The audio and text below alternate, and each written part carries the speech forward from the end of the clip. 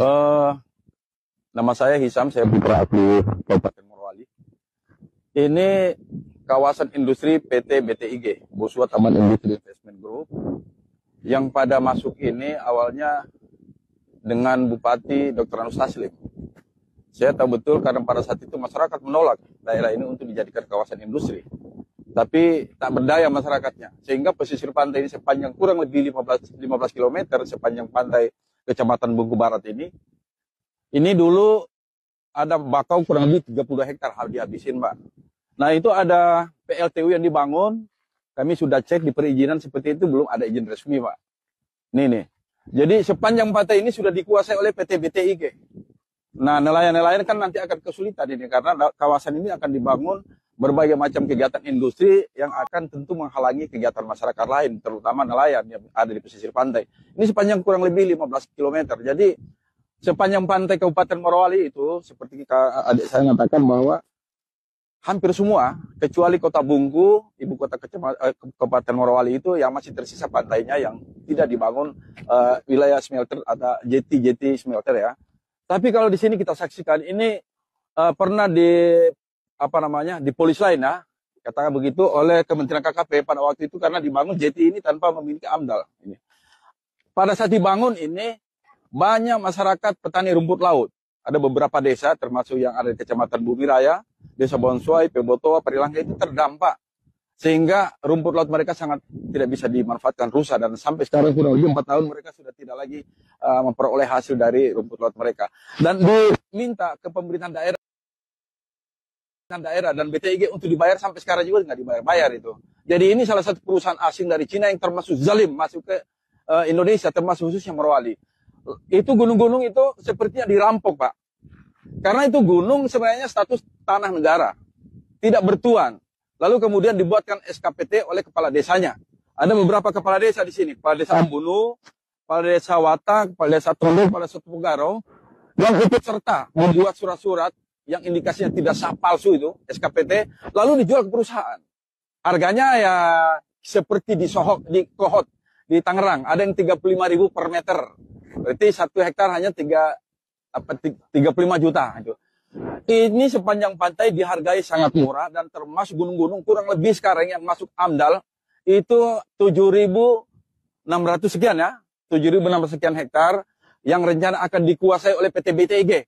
Padahal lokasi ini juga tumpang tindih dengan perizinan perkebunan kelapa sawit di wilayah PT BTIG ini. Ada PT KAS, PSL, dan seterusnya yang belum kemudian terjadi persetujuan peralihan fungsi hutan atau apa, namun BTIG sudah merambah, sudah menguasai, membangun gunung-gunung itu dikupas itu, tidak ada AMDAL apa sama sekali.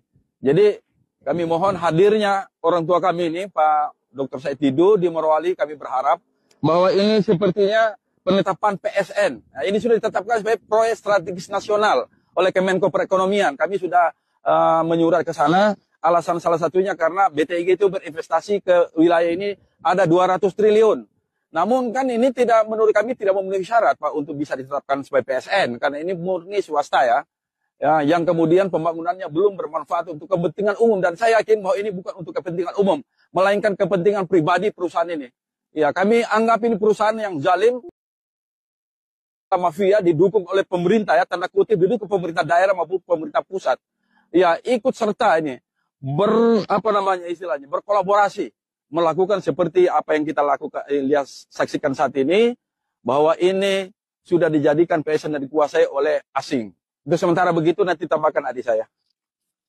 Mungkin ingin menjelaskan aja sudah berapa apa aja sih yang sudah dirampok oleh pejabat dan perampok-perampok negara ini. Hari ini di Morowali hampir di situ setiap kecamatan itu ada semua tersus, termum, hampir semua dikuasai, kecuali Kecamatan Bungku Tengah. Tersus apa itu? Terminal khusus. Okay. Iya, pelabuhan, Bang. Okay. Iya. Jadi hampir di setiap kecamatan yang ada di Kabupaten Morowali itu hampir semua dibangun pabrik. Ya, inilah salah satunya yang ada di BTIG di Kecamatan Bungku Barat. Iya. Pengembangannya sampai 7.630, 7.600-an sekian hektar lah yang mereka kuasai hari ini. tapi amdalnya belum selesai sampai hari ini. Jadi hampir seluruh pantai. Kalau Hampir. ini kan Morowali Utara itu hampir semua. Hampir semua. Bolehlah di Panjang 100 km. Iya, lebih lah. Iya. Dari ujung kecamatan Sombori sampai Morowali Utara, Sombori itu perusahaan apa yang di sana? rencana akan dibangun juga smelter ke depan. Itu perusahaan Cina juga. Iya, Setelah pasti. itu Baru kecamatan Bungku Pesisir, di situ ada PT Ati, Vale, Transon yang sudah ada hari ini. IMIP di PT di kecamatan apa? IMIP di kecamatan Bahodopi. Rofi. Ya, Sini lagi ke sini lagi Bungku Timur, ada Wangsiang, Cina lagi. Cina lagi. Baru masuk kota. Kota Itu nggak ada kalau di ibu Itu kan kota. panjangnya, Panjangnya. 15 km. Ya, ya, sekitar Nah, itu. baru masuk ini. Baru masuk Bungku Barat, ada lagi di sini BTG. Cina lagi. Karena Ke sana lagi ada. jadi ya oke. Ini gambaran pada seluruh rakyat Indonesia, kepada pemerintah. Pikiran saya kemarin itu adalah perampokan paling sempurna adalah di PIK 2. Ternyata lebih sempurna di Morowali. Iya. Karena lebih sempurna maka aku mau buka baju dulu lah. Karena lebih sempurna perampokannya di Morowali. Karena seluruh pantai sudah okupasi oleh mereka dan perusahaan asing. Sepanjang pantai hampir 1 km yang kita lihat bahwa ini menjadi PSN juga proyek strategis nasional yang ditetapkan oleh pemerintah di akhir-akhir pemerintahan Jokowi. Nah, kita lihat ini perampokannya kenapa sempurna. Lihat gunung yang milik negara dipalsukan, dirampok, dan diambil tanah kapurnya untuk dijual. Untuk dijual dan dijual ke perusahaan lain, itu milik negara. Nah, kemudian itu rata nanti jadi kawasan industri dijual lagi. Kampung-kampung ini juga akan hilang. Setelah itu masuk sini, laut ini di sepanjang pantai saya pikir melanggar, dan ini menurut saya Kementerian Kelautan Perikanan harus turun memeriksa semua yang ada di sini. Tapi terlepas dari itu semua, bahwa kesempurnaan perampokan aset negara dan penggusuran rakyat oleh Presiden Jokowi ternyata terjadi di Morowali. Terjadi di Morowali paling besar dan membuat rakyat miskin. Jadi saya pikir Presiden Jokowi yang selalu kabinetnya membanggakan bahwa seakan-akan Morowali maju karena masuknya perusahaan-perusahaan Cina di sini, ini menunjukkan bahwa faktanya tidak demikian. Mereka menguruk laut, gunung, semua diambil untuk dibawa ke negaranya. Ini juga menunjukkan bahwa seakan-akan yang kami perjuangkan selama ini adalah anti etnis.